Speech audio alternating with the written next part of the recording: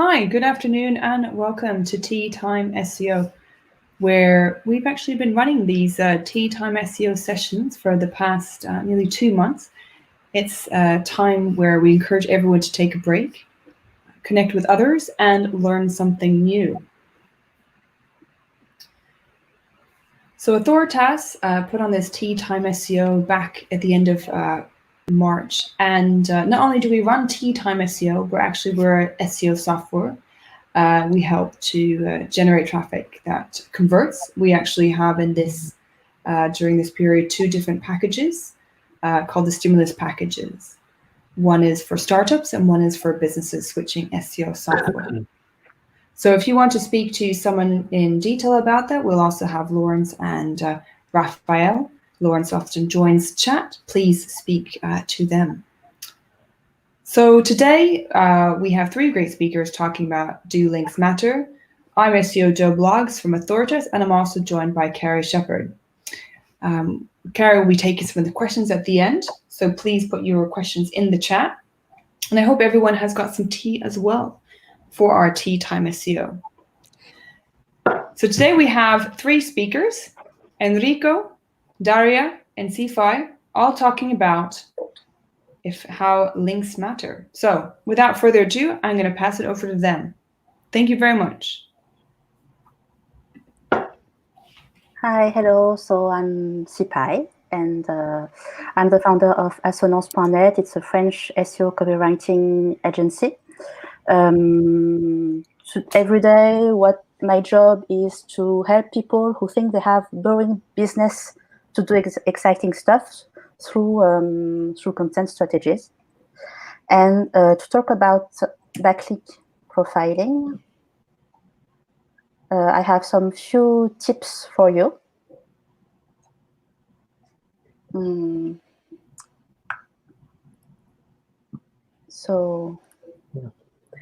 Hi everyone, so my name is Enrico Chiodino. I'm SEO director at Blue Array. Been doing SEO for quite a while. Wrote a book which I'm very proud of, but unfortunately it's in Italian, so might as well use it for learning the language.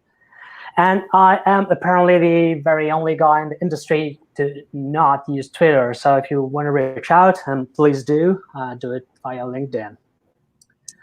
And also back when I could, I was in a rock band. Now, yeah, time's long gone. Hi everyone, my name is Daria. I'm a SEO specialist from an amazing Toronto-based digital marketing agency, Delta Growth. So I've been doing SEO for over 7 years now. I've been working with companies from absolutely different industries and different scales and sizes. And yeah, despite the ever-changing and challenging nature of the SEO, I really like what I'm doing because it never gets boring. It's Enrico, you're not the only SEO specialist without Twitter. I'm with you. If you want to connect with me, please follow me on LinkedIn. Thank you. Okay, thank you. So maybe a few tips. I'm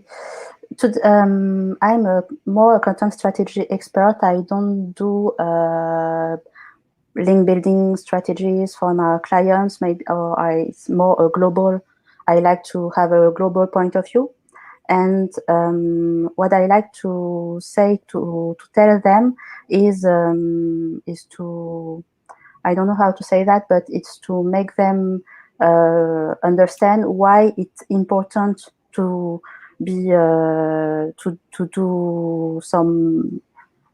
focus on backlinks, even if you only call me just for the content strategy, because it has to be a part of your global strategy on the internet. So I have some few tips. The first one is you have to get links to exist on the internet. The second one is to be useful. It's quite obvious, but we have to say that. Recycling is good, even when we talk about links. And maybe the more important one is to make link building important for everyone in the company. So the first one, you have to get links to exist. In fact, what I like to say is that the internet is made to have links. You have to make links. It's a purpose of the web. That's why it's called the web, in fact. And if you don't have link, we can't find you at all. And there is I like this metaphor, this comparison with Alien, because in space, no one can hear you. No one can hear you, that you are screaming, and when you don't have any link, we don't know that you exist because there are no access to your website, to your content, and that's like we have to say in French, c'est dommage. It's too bad. The second tip is it's good to think about a link that's something you use to do reference. About backlink profiling, when I say that you have to get linked to exist, in fact, what I mean is that you don't have to be scared to have links. It's not dangerous by itself. And when you what is natural or not natural is when it's difficult for me. It's my first time in English, I have to say that. So links for me is made to do references to another content. So that is useful. That is to be useful. When you put, maybe I want to share something about my SEO profile, I just post on the internet, maybe I am Syphaïwong Bay, I live in France, and maybe on France I will put a link to the Wikipedia page of France. That's relevant, and that's useful. And to get useful link, you have to create useful content, because who wants to link interesting and boring stuff, in fact? And that's why when I look at a backlink profile to see if my content strategy is relevant or not, I like to analyze if the anchor text are matched with the content. Is it coherent or not? And recycling is good. You have to recycling all your stuff. That's a good way of life. And even when you talk about links, for a lot of my clients, they have broken links. It's simply the landing pages that does not exist anymore, but they have backlinks. And make redirection to them is very helpful. It's very quick. It's a very cheap strategy to get the backlinks back. And it's sometimes the client don't want to do that because they don't understand why you have to recycle your old version of your website. In fact, it's the good way to present this strategy to them, for me, is that it helps us to provide a quality service to users, because sometimes you have that kind of backlinks from maybe a forum discussions group, and the user wants this information and they want to get to you. So recycling is good. And the last part is to make link building important for everyone in the company. To get backlink is something what I like to analyze when I look at a backlink profile is my brand popular? And for me, the backlink is very useful to measure the popularity of a brand, of a product, of a service. And it's very easy to get more backlink, or maybe more relevant backlink, just by make people understand that link building is good for everyone in the company, for all the business. So it's maybe just do a meeting with everyone and say, you know that backlink is good for us, coordinate PR and communication and SEO team not to maybe sometimes we have a very big PR campaign and they don't consider SEO at all, and this is all a lot of backlinks you could have but you don't have because you just it's not a team. I don't know to say. I hope you understood. And simply, are there partners? Are there resellers? Do you have fans who could talk about you? Some people who very love you, maybe the blog of your mother, I don't know. And make people aware that links are good for the business, but tell them what is a spammy link profile too. Because I had a situation like that where we organized a meeting. I said, oh, profile backlink is cool, do backlinks, it's okay. But they did it too much, and we had some trouble afterwards.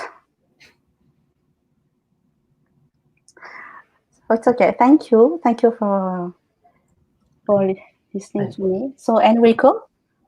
Thank you, Syphaï. Yeah, interesting consideration there. So let's go on with this part. I wanted to talk a little bit about the necessity of natural links. We often hear this as a mantra. Link needs to be natural. What does natural even mean? I'll try to talk about this with a kind of an inverted pyramid type of approach, starting from the environment, then narrowing it down to a website perspective, and finally shrinking it to a natural link. So on slide 2, you can see the Moses top 500 domains as per domain authority. Now it's only 500, which of course not really statistically relevant, but you can easily see that the higher you are, the less people you have on the graph. So imagine what it looks like when you are down to 73 or 72 domain authority of 30 domain authority. There's a lot of people there. It's an exponential distribution. You have very few up top and a lot of people, what we call a long tail after all. So down there. So what you want to do from an environment perspective is you need to get websites from both up top and down below. If anything, the latter to be more. So all the strategies that involve 90 or above, just give me 90 domain authority or nothing, they are not really good as far as a natural inbound linking profile is concerned.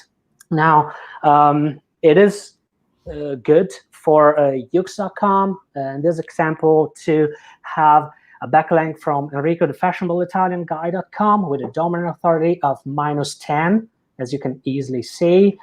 That link is as valuable for them as a link from pageof.co.uk, which is with a much stronger domain authority.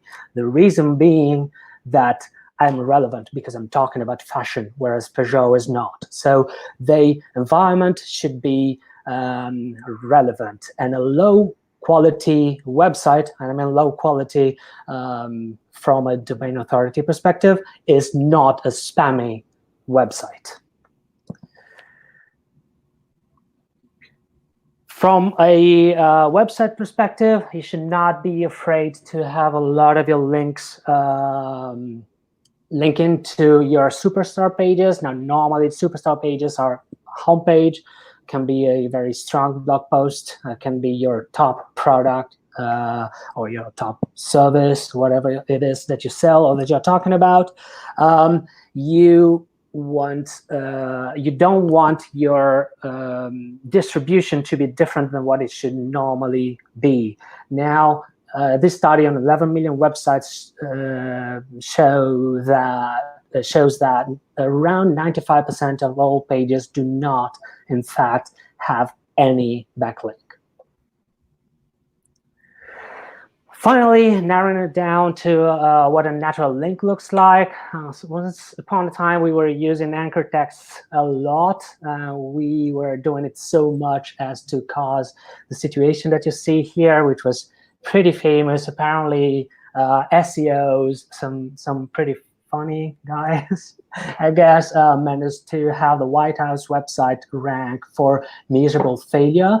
And this was done by link bombing the White House website. So of course, Google tried to find a way to give less relevance to anchor texts.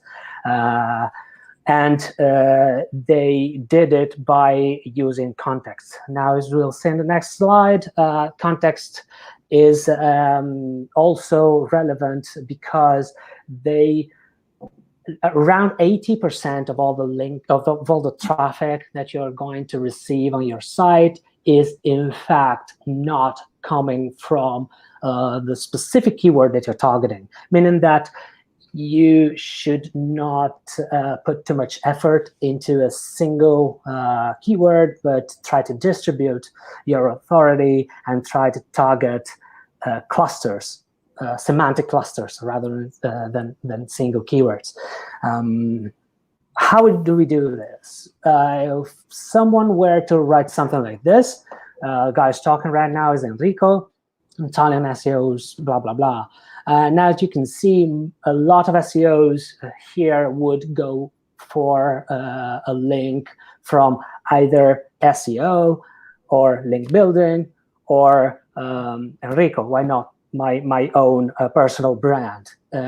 Indeed, what I think here is that it is more natural to have a link where the bold text is link, and then wait for Google to try to understand the context based on the rest of the text. So if enough people will link to my website,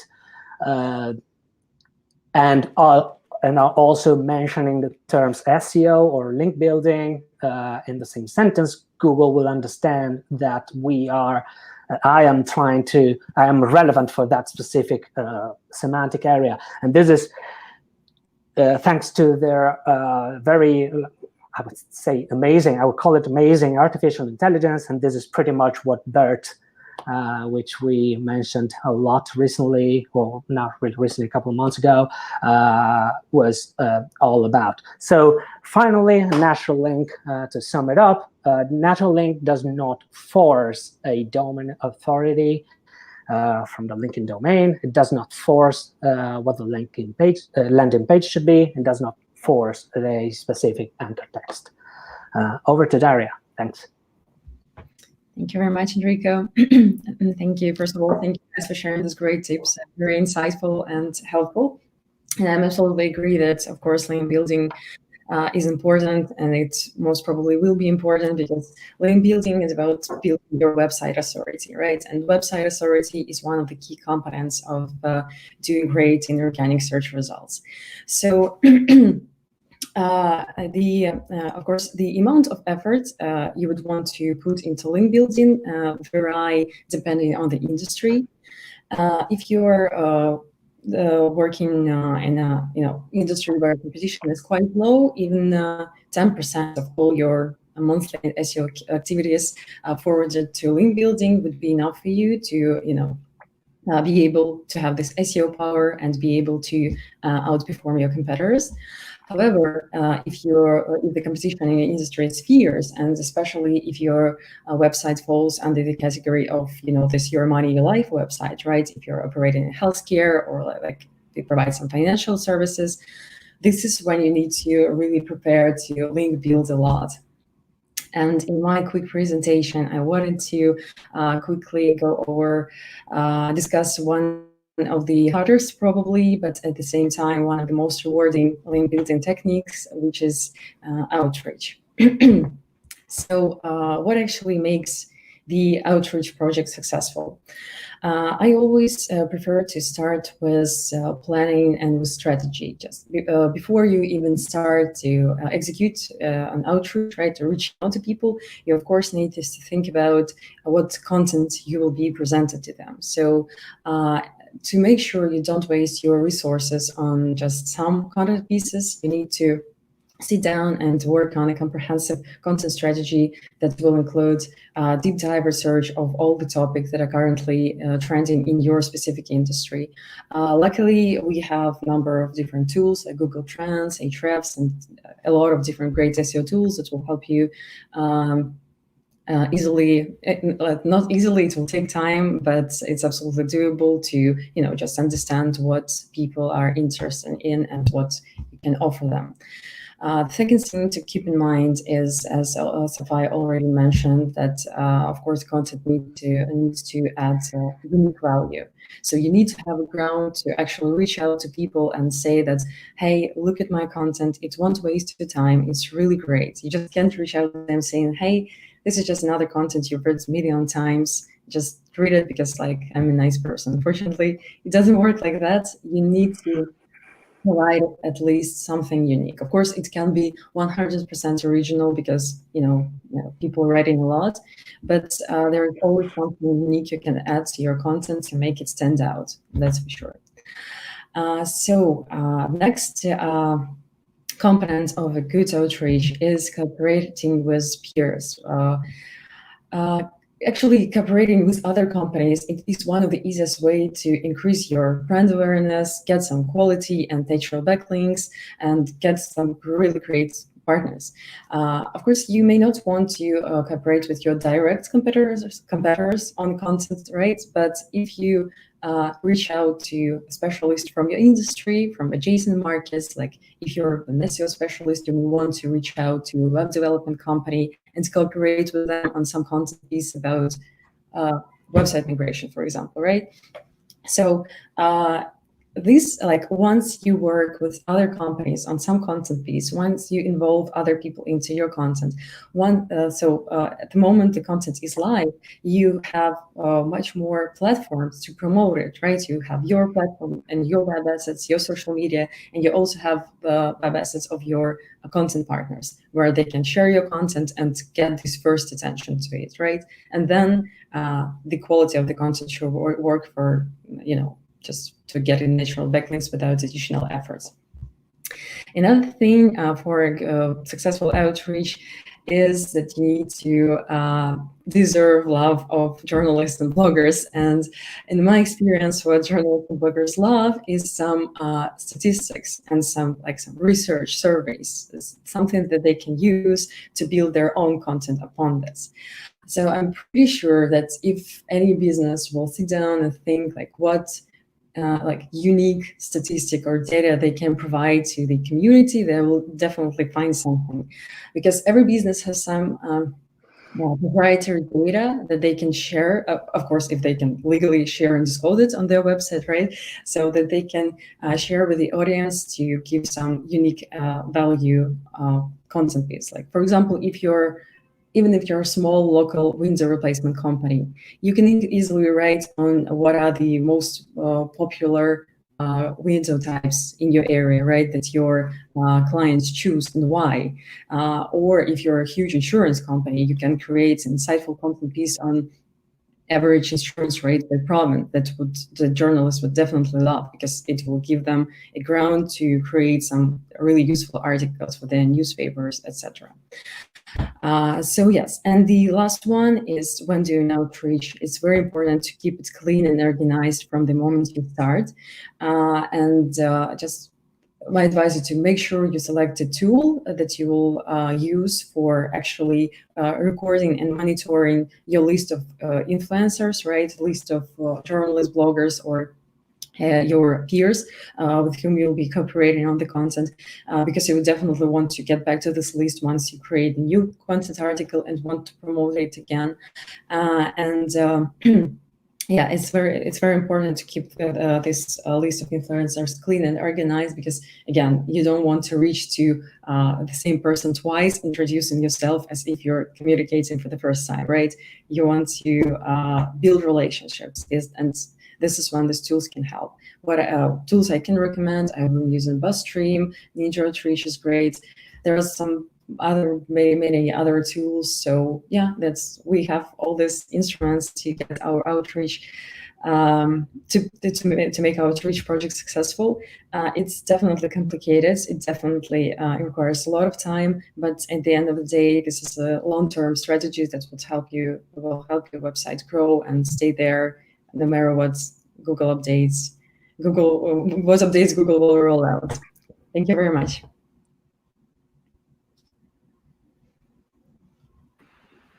That was fantastic. So many tips that you all provided. And I also just wanted to say a big thank you for doing this in what is probably at least your second language. I myself, Syphaï, found it difficult doing it in French. So thank you all for sharing your tips in English today.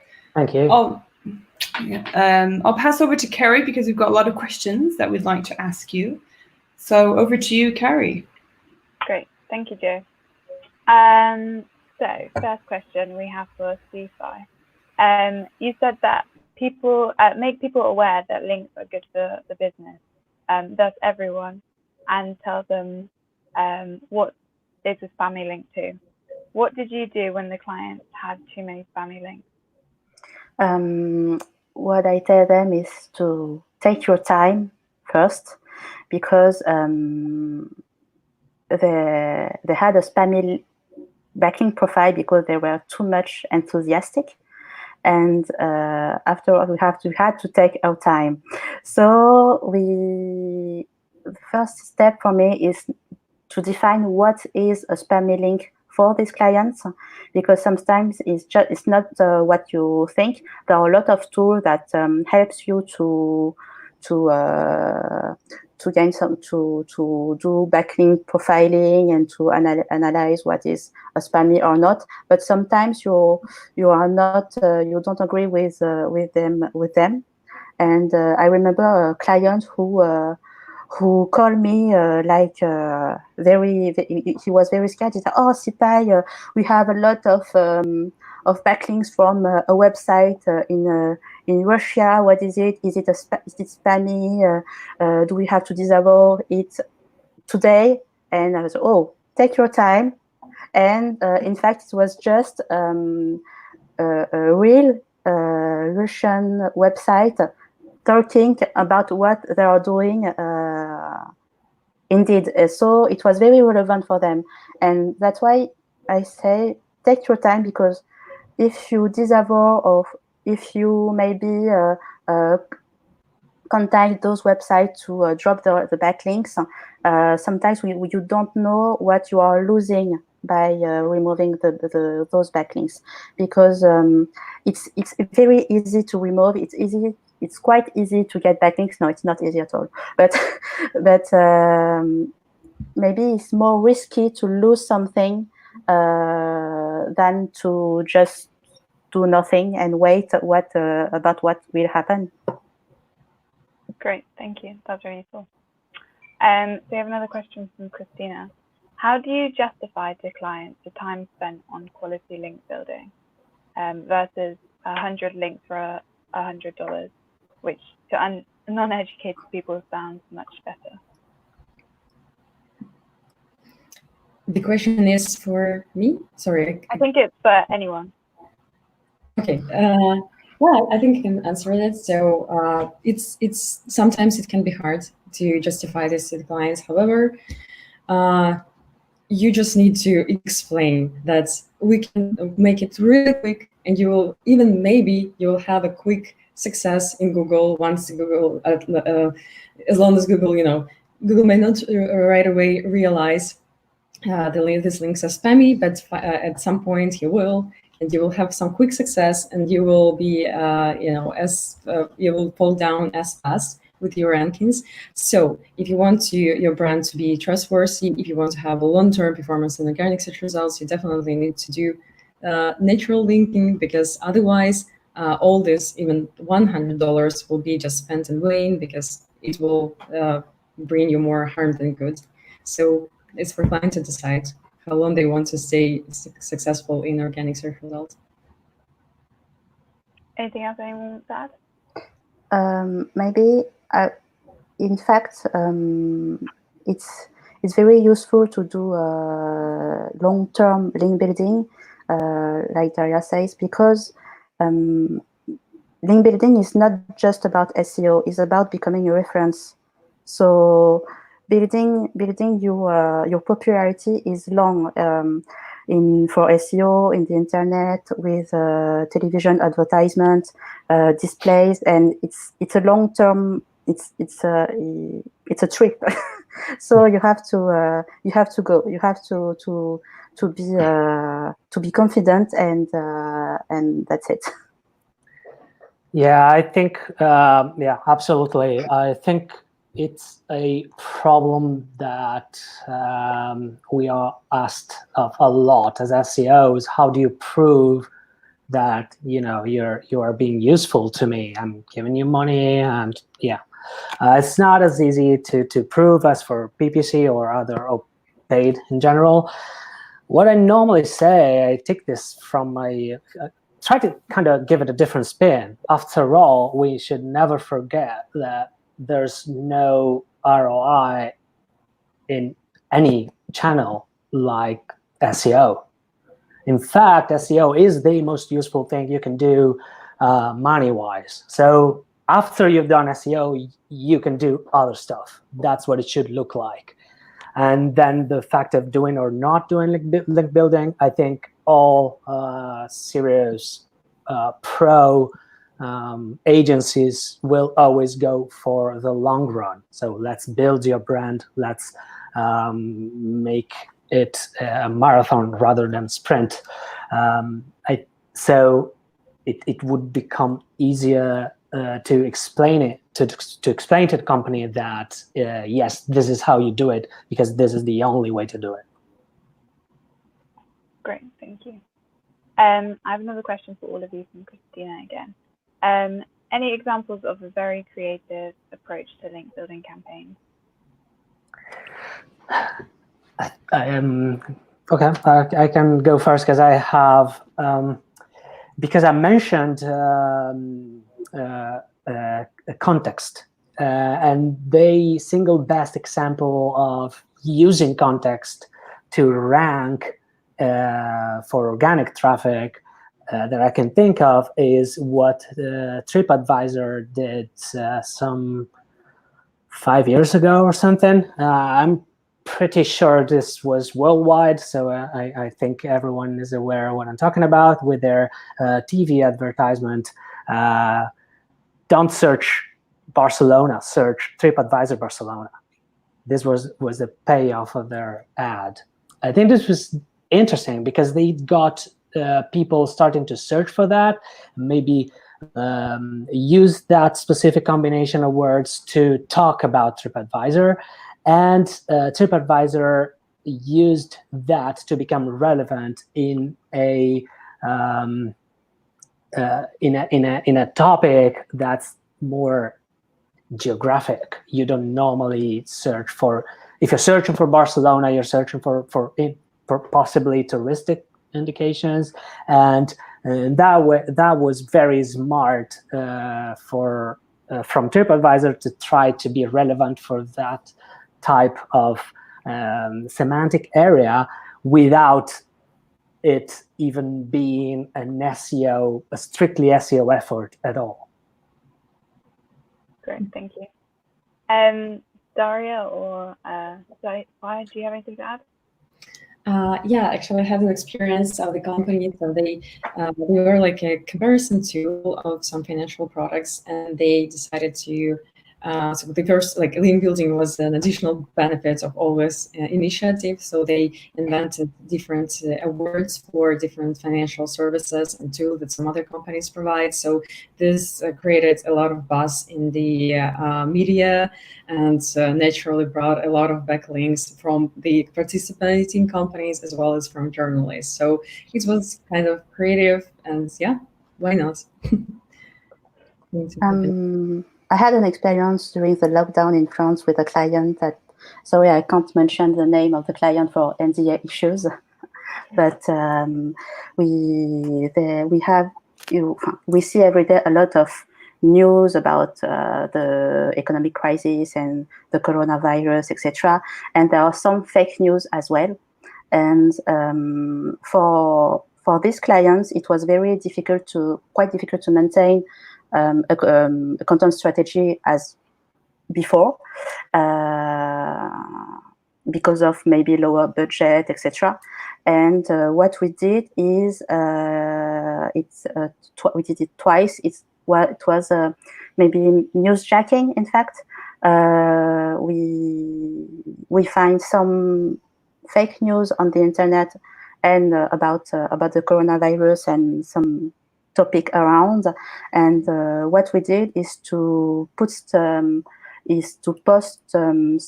content that I don't know how to say, but that tell the truth to everyone. I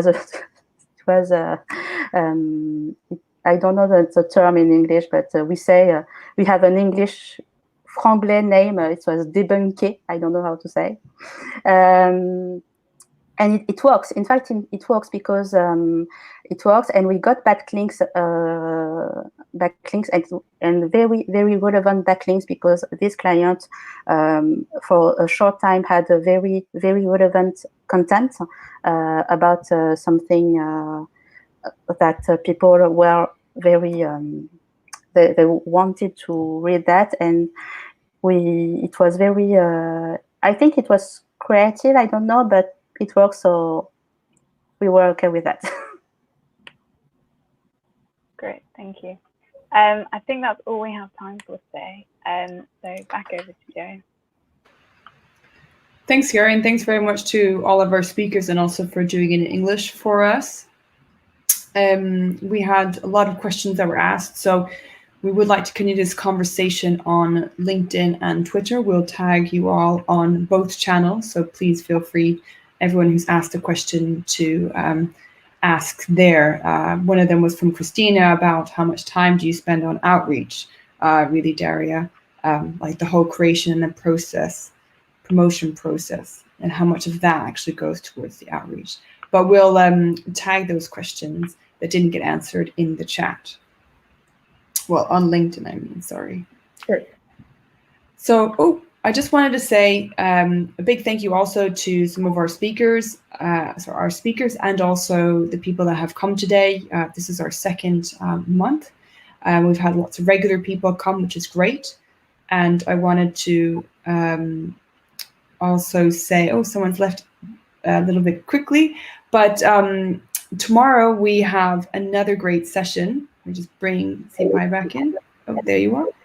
We have another great session tomorrow about creating those meaningful SEO dashboards that's actually going to be useful for every single person in the company. So if you've had difficulties trying to get an SEO dashboard that works for the top people, as well as, the executives, as in the assistants, then you should come to this session. It's tomorrow with Steph, who's been in the chat quite a lot. We have Stephen and JP Sherman. So Carrie and Lawrence will be here tomorrow. I'm going to be eating some cake because it's my birthday. So I will take some photos. I hope you are going to take some photos of all of you with your tea time, SEO, maybe your tea, coffee, some cake. And if you like the video and you like these shows, which some of you do because you keep coming back, please do subscribe to our channel. It's just it's branded as C/Authoritas. So subscribe to the channel, like the video that we have today, and we look forward to seeing you tomorrow at 4 p.m. with Stephen, JP, and Steph talking about SEO dashboards. So thanks again to our attendees, and thank you again to our speakers for today's session. We'll see you soon. Thanks, everyone. Thank you. Cheers. Thank you. Bye.